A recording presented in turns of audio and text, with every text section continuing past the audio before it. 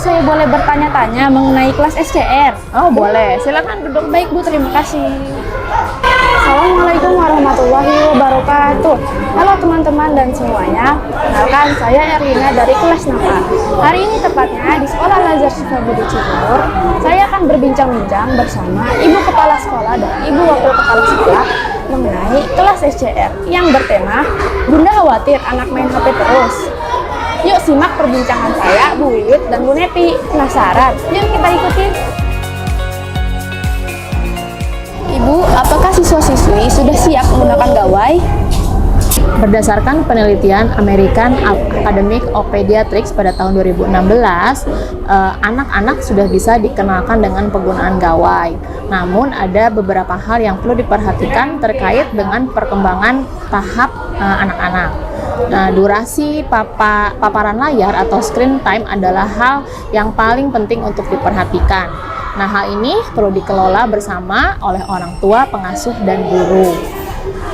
Kemudian menurut American Academy of Pediatrics juga bahwa media teknologi itu berperan penting dalam proses belajar, khususnya dalam menciptakan karya, menghubungkan pola, serta mendalami minat dan bakat. Nah, orang tua dan guru sebagai mentor pengguna media bagi anak juga perlu direkomendasikan untuk mengelola penggunaan gawai pada anak.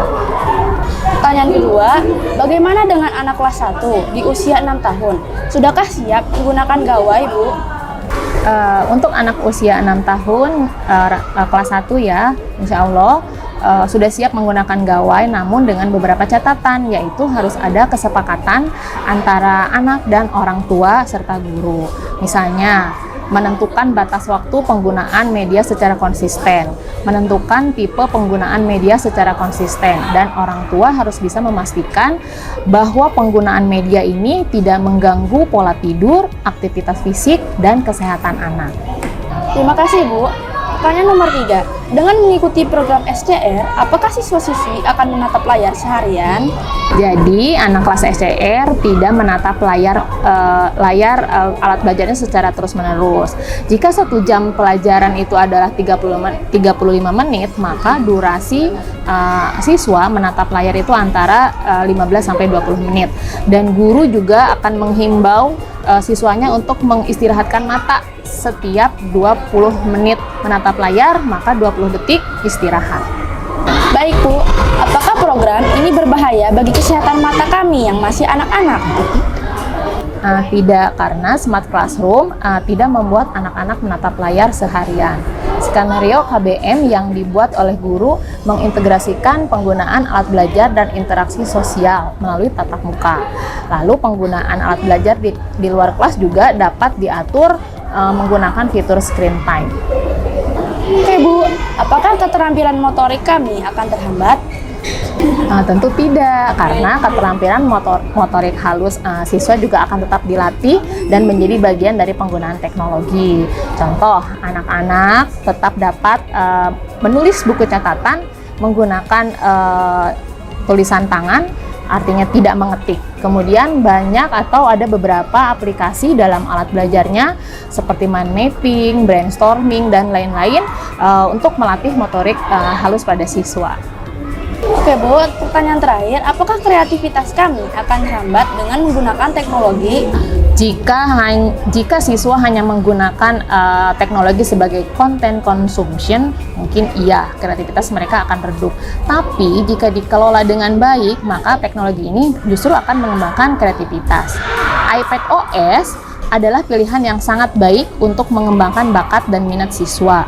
Guru dan orang tua tentu harus menjadi role model dalam menggunakan teknologi untuk menerapkan sikap content creation. Baik, Bu, terima kasih atas informasinya. Sama-sama. Sekarang kita akan berbincang-bincang dengan Ibu Kepala Sekolah, yaitu Ibu Wiwit. Baik, Bu. Ibu, sebenarnya apakah kami diperbolehkan bermain games? Bermain games adalah hal yang lumrah untuk semua orang, termasuk anak-anak, Erlin.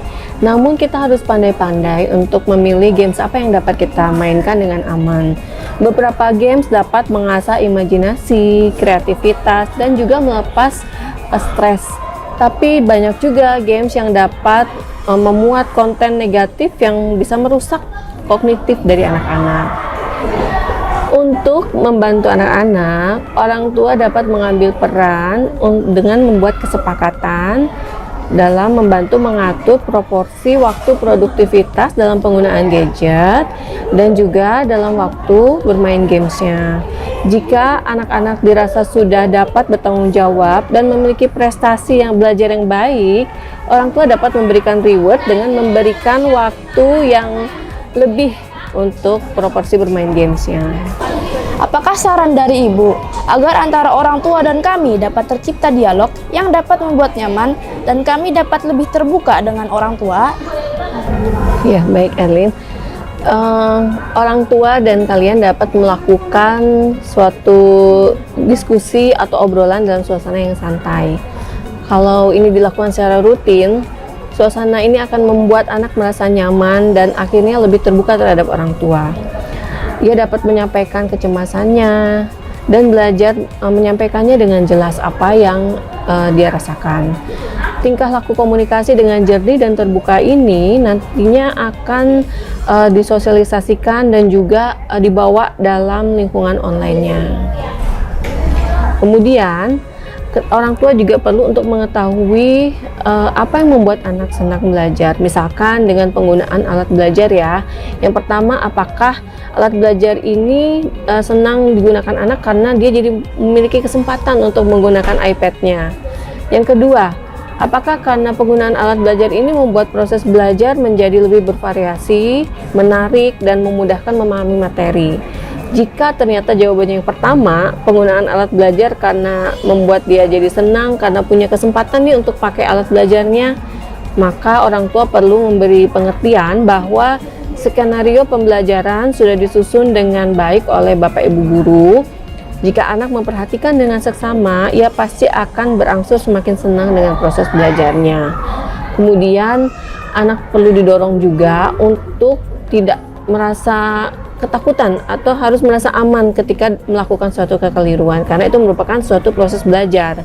Cari tahu perasaan anak ketika belajar. Belajar akan maksimal jika anak dilandasi emosi positif terhadap gurunya, materi pelajarannya, dan proses belajarnya. Emosi positif inilah yang akan membuat anak-anak akan merasa nyaman dan aman dalam melakukan kekeliruan. Kekeliruan dapat diikuti dengan umpan balik positif dari gurunya untuk memperbaiki, sehingga kedepannya ketika proses belajar anak akan merasa nyaman dan lebih terbuka ketika merasa suatu kesalahan telah dia lakukan.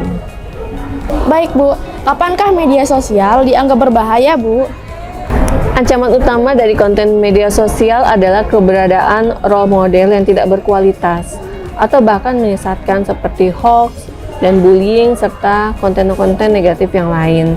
Jika anak tidak dibekali dengan keterampilan berpikir kritis untuk memfilter dan peka dengan sesama, media sosial dapat sangat berisiko terhadap anak. Baik Bu, Ibu, misalkan media sosial bermanfaat?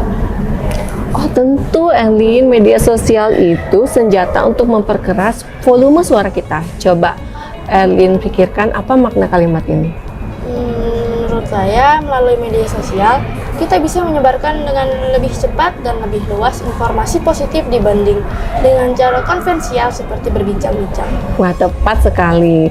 Jadi di tangan orang yang berpikir kritis, yang kreatif, menyayangi lingkungan, peduli terhadap sesama, media sosial menjadi alat bantu menciptakan kehidupan yang lebih baik.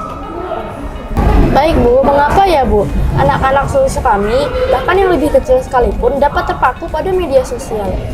Anak, terutama remaja seusia kalian, mengembari media sosial karena ada nilai tukar berupa perhatian seperti likes, komen, kemudian di-share kontennya. Hal itu turut juga membentuk citra anak. Perhatian yang diberikan di media sosial itu nilainya sama besar berartinya dengan perhatian berupa reward seperti pemberian uang atau coklat atau benda-benda lain yang bermanfaat dan memang disukai oleh anak-anak. Oke Bu, lalu bagaimana cara menyikapi anak dan media sosial? Nah, ini perannya orang tua nih Erlin. Jadi orang tua perlu memperhatikan, mengenali dan mengakui minat anak, kebutuhan anak, kecemasannya, dan juga aspirasinya. Hargai keunikan anak. Setiap anak itu berbeda. Anak yang satu dengan yang lain punya perbedaan. Hormatilah perbedaan itu.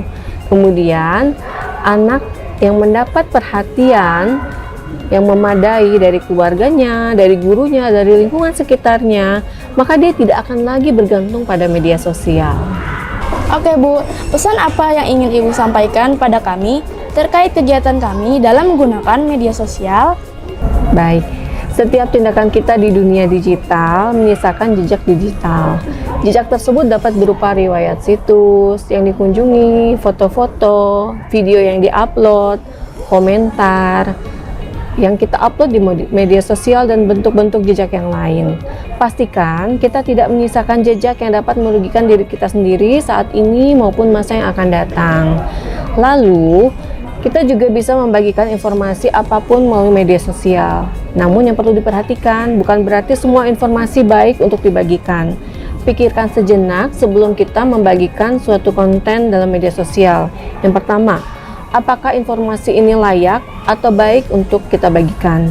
Yang kedua, apakah membagikan informasi ini mungkin menimbulkan kerugian bagi kita atau bagi orang lain?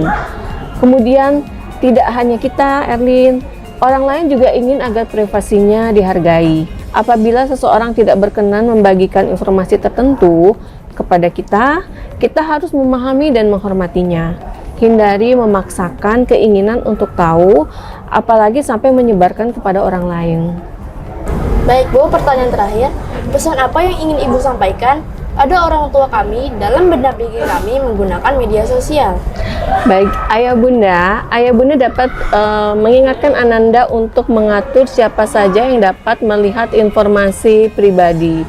Jika ingin mengatur media sosial dapat dilihat oleh siapapun, pastikan tidak mencantumkan informasi pribadi yang sifatnya sensitif dan tidak pantas dibagikan.